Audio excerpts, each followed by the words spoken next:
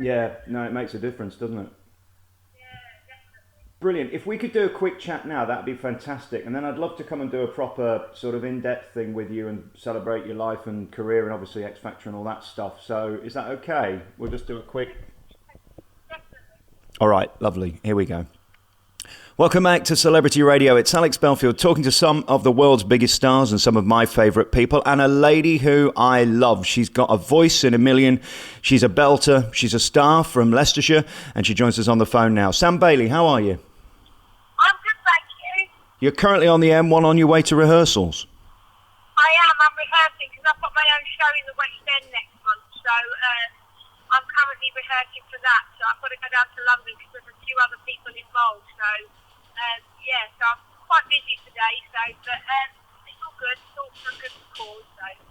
Brilliant. I'm coming to see you on Saturday night at Elia. This is going to be a great show. You're doing shows all over the country at various venues. I guess that's what you were born to do, really, sing live, isn't it?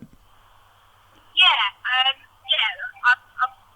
I've always been into my music and always loved performing. So to do something that I really enjoy doing, it generally doesn't feel like work to me, to be honest. So I'm really looking forward to some of the gigs that I've got. I've got some really good gigs. I've got a gig in Cyprus next week in an amphitheatre. I'm doing casinos. I'm doing all these different sorts of venues that, and the audience are so appreciative as well. So I'm really, really excited. What's your life like now? I mean, is it 50% mum, 50% showbiz, or 90% mum? How are you balancing it? Um, well, I think when you become a celebrity, inverted commas, when like I've embraced it, I've not changed at all. So it's almost like I can dip in and out of it. So when I'm at home, I'm in mummy mode, and I do the school run, and I do pack lunches in the morning, and I'm cleaning up after three children in my onesie, and then I could be, up in London doing, a premiere or doing a photo shoot, but I'm still me, and I think that's probably why I've got on so well with it because it's really difficult to adapt to the world of celebrity. I still get really, really starstruck, like I act stupid in front of famous people. I've come out, I almost have to tell myself there's someone in my brain saying, Sam, stop talking, because you're going to embarrass this minute. And I do it even now, so I don't feel like a celebrity. I don't. I'm just a mum that went in for a talent competition and won it, and now I'm reaping the benefits from it, and I'm happy. I'm really, really happy. I've got to ask you about your health because the last time I think I saw you, I was doing warm up for Loose Women, and you were on there, and I know you'd had that slight illness. Are you 100% better now? You'd had a thing where it affected your face, and it literally came overnight, didn't it? Yeah, it's not the nicest thing in the world. I think Kerry Katona's other artist got it at the minute, George. So I've just seen it in OK magazine. I'm sure he's in it. He's got it also. It's not very nice at all. It's probably the most horrific thing. It's not good. You never want to leave the house. And luckily, I had it over Halloween, so I just looked scary, and it was great going trick or treating with the kids. I just had this scary looking face, and everyone, saw the funny side of it. But before the end of it, when you've got Bell's palsy, you don't want to do anything because you can't smile. Your face completely drops on one side. It's hard to eat. You get the most worst earache you've ever had in your life, and I still get like a slight earache and an eye twitch on my left eye, which is probably a sign that I need to start taking it easy. So when I get that twitch, it's like a stress thing, so it's an alarm. If you don't stop and calm down, then you could potentially get it to come back. Wow. Would hate it to come back. So whenever I get that tiny little pain behind my ear, that's a sign for me to start taking it easy. So, but it's the most horrific thing. And I went on TV. I'd done interviews with it because I wanted to raise awareness of it. And I had emails and letters from people that have got Bell's palsy or had it from the charity as well, just saying thank you because I went on Saturday Kitchen with Martin, what's his name? James Martin, yeah. James Martin, that's it. My mother-in-law fancied him, that's the one. I went on that. I had to eat food, and I couldn't eat the food, and I was trying to eat it, and I was like, don't even think about giving me a drink, because I wouldn't. It would be like the scene from Aeroplane, you know, the film Yes. Aeroplane, where he's supposed to die. I had no hand-eye coordination whatsoever, because one side of my face was numb, so that was really tough. But to go on it, and I've never watched that bit of footage, because I can't physically look at it, because I was in such a state on that particular day. But I thought, no, you know what, I'm going to go on.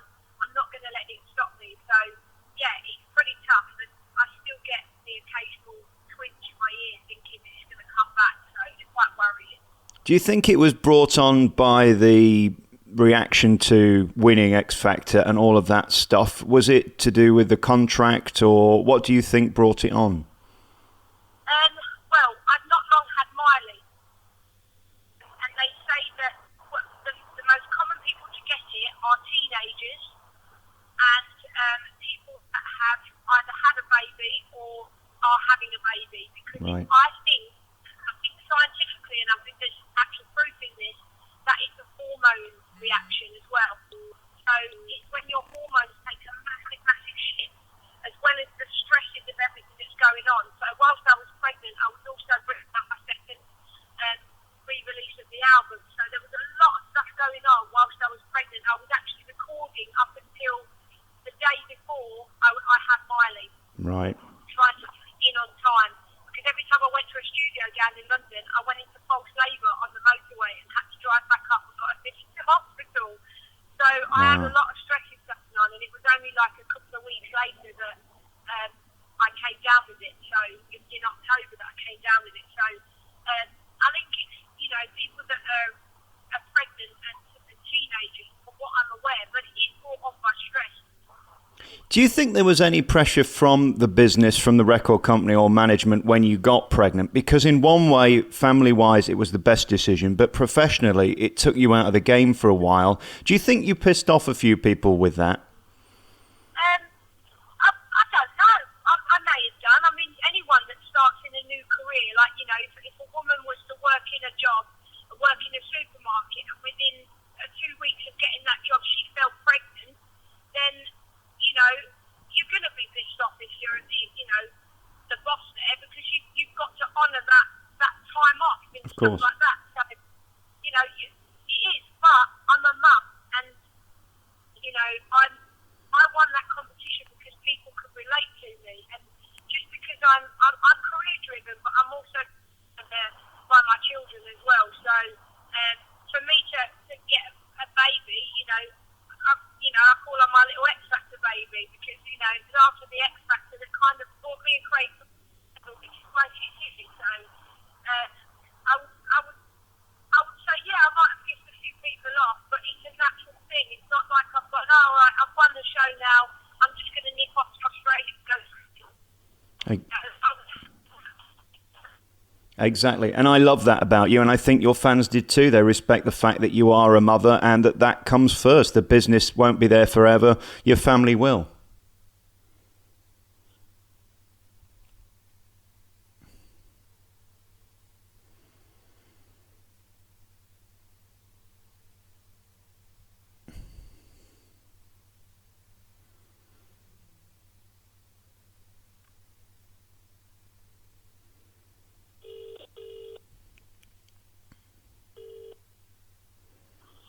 Sorry, Sam, I lost you there.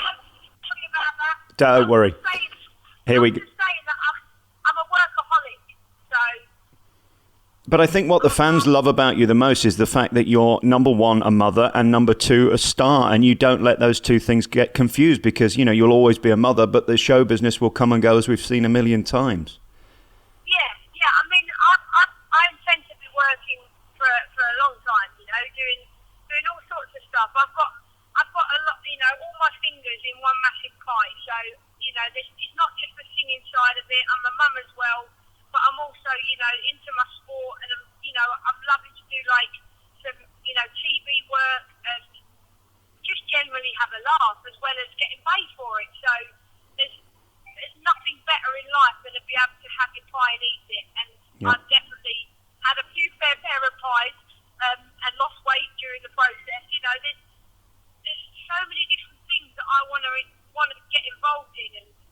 and I'm very lucky to be given that opportunity to do that. So, but I wouldn't take anything back. So with regards to record labels and stuff like that, they've had to honour everything that I've done, and I've worked really hard to get where I am now. And I'm currently writing my full second album. So, and it's all my stuff. It's all there's no covers on it, which is what the record company wanted me to do. A covers album, which I went along with, and the album did well. It got to #1, which is great. So this time round, it's time to chance doing my own album and seeing how well that does. So. Well, you should be very proud. Do you realise how talented you are on a scale of 1 to 10? Do you realise how beautiful that voice is? I'm very, very self-critical, and I'll always say there's always room for improvement. So I've never ever been one to say, I'm an amazing singer. I'm absolutely pleased. I'm not, because there's always room for improvement. You have good days and bad days when you sing, but it's very rare that I'm out of key unless there's a problem with the sound. But I'll always nitpick at things on the, afterwards when I listen to it, I'll go, I wish I'd have done that better. So,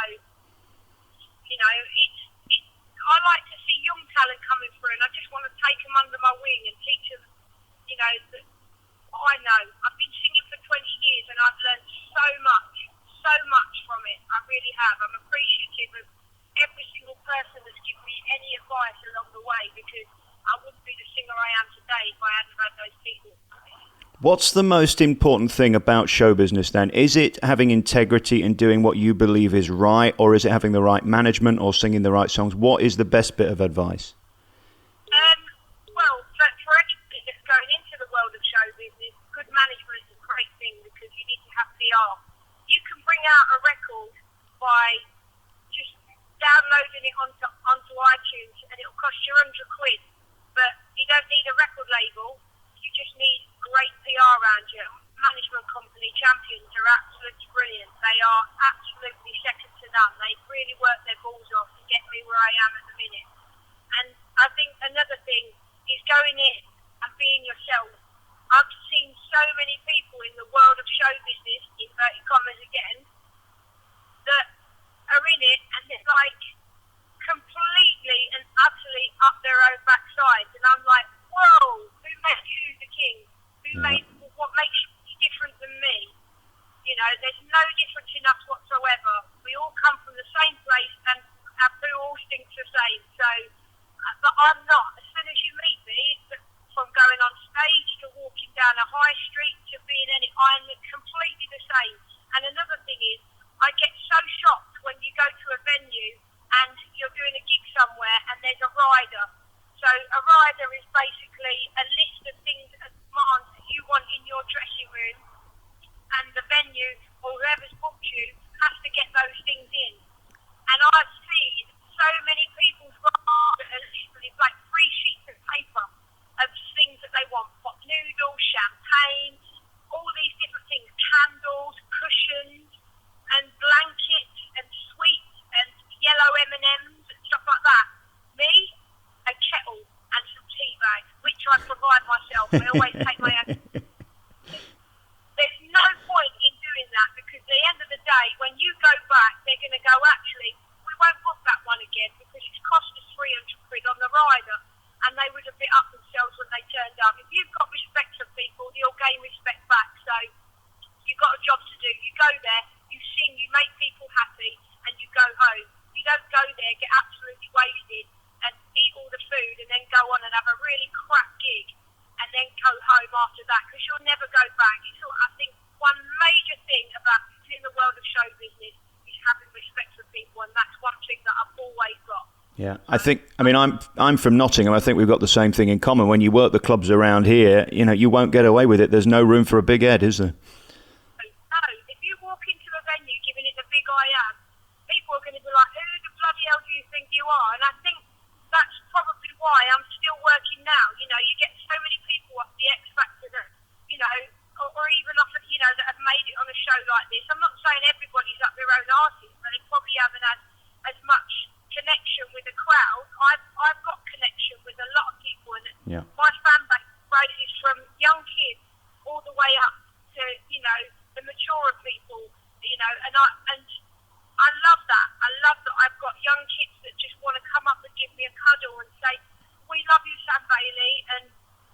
know, even my kids, you know, like they'll come up to me and say, you know, Mummy, you're so amazing. Like my son's like, I love you so much. And then he goes, are you Sam Bailey or are you Sam Pearson? And I'm like, I'm Mummy to you. And he's like, oh, because sometimes I forget, you know, that I'm a married woman and I'm actually Mrs. Pearson. I'm not Sam Bailey. My Sam Bailey was my name before I got married. And, you know, it's just so nice when people come up to me and go, oh my God, you know, you're amazing. I voted for you. And I always say, right, here's your 25p back. And they always laugh it off.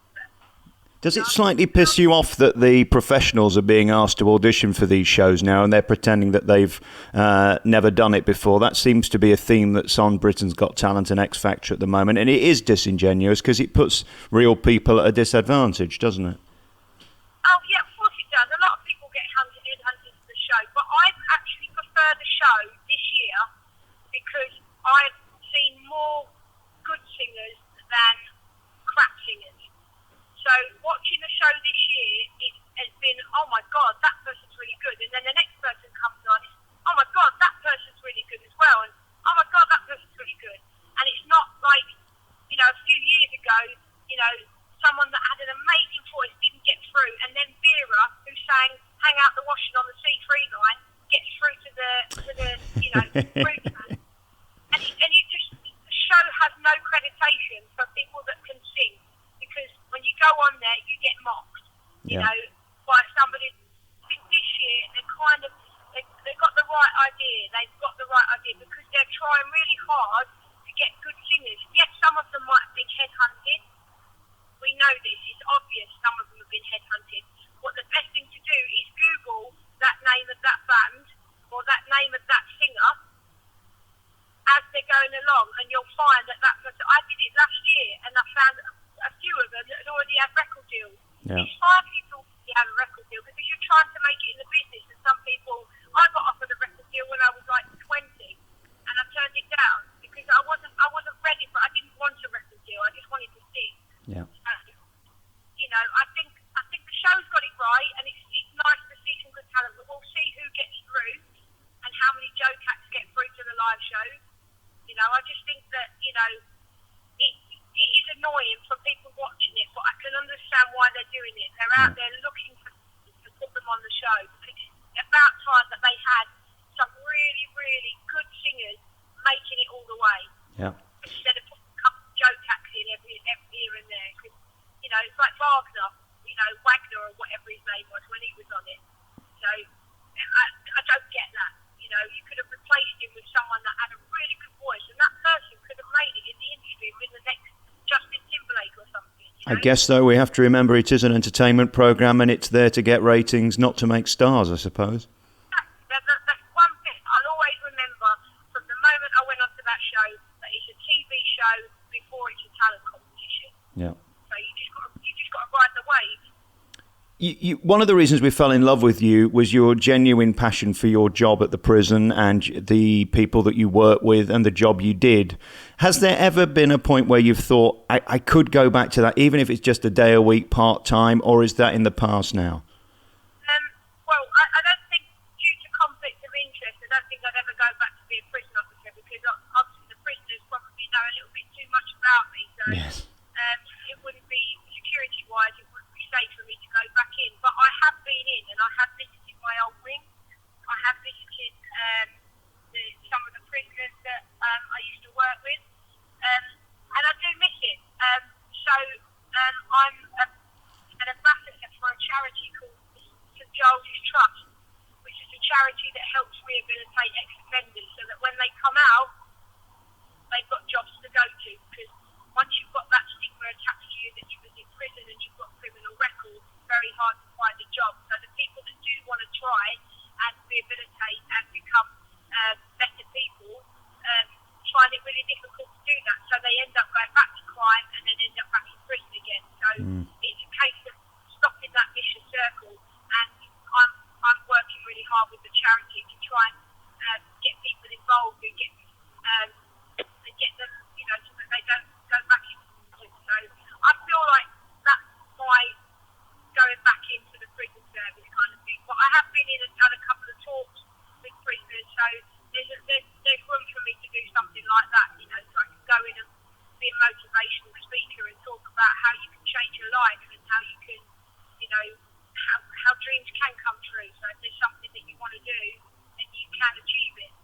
I think the greatest compliment I can pay you is that you're one of us. You come across that you're very real and that you sing like a bird and that you just give 100%. And the British public do like that. I think that affection is what's carried you through and will continue to have an amazing career.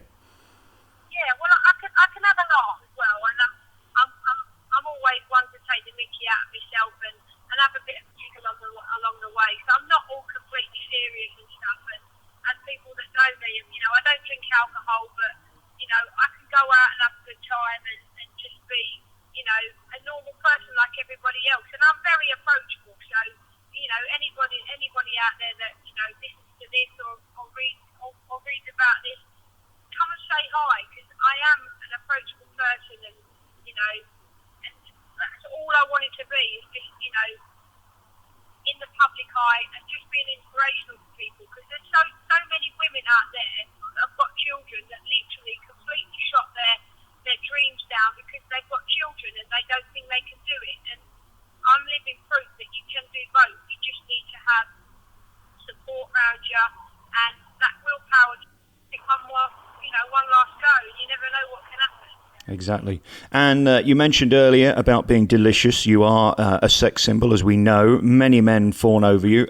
How much work is that? Is that a pain in the arse to have to get up in the morning and put the slap on and stay slim and all that business, or don't you worry about it? Yeah, I would never say that I'm delicious. And, I think so. No. I tend to take the mickey out of myself quite a bit. If I do any photo shoots and stuff like that, I tend to sort of take the mick, but when the photos come out, it actually looks like I'm being serious, but I'm generally not.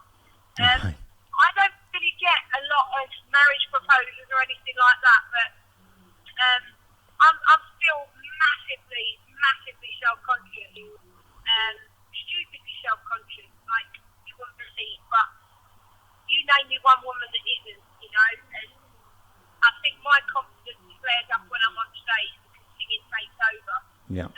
So I would say, like, when people sort of say something like, "Oh my God, you're gorgeous," or I get any bloke saying it, I'm like, "Oh, stop it! Don't be having a laugh. You need to go to spectate what you're on about." Yes. So I don't really take compliments like that very well because I've never seen myself as being a bit of a sexist. Well, you should embrace it. And the house, of course, we saw you on that Keith Lemon thing, and you live in a beautifully humble house like yourself, just beautifully humble.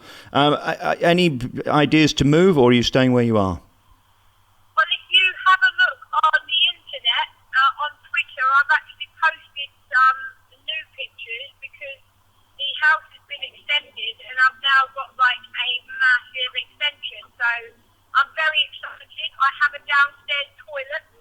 I have a downstairs shower. And the pièce de la résistance for me is I have a hot water tap. So I can have that cup of tea. I've got my very own little mini tea urn in my kitchen. So whenever I want a cup of tea, I don't have to say I'm going to get the kettle on. I can just pour it.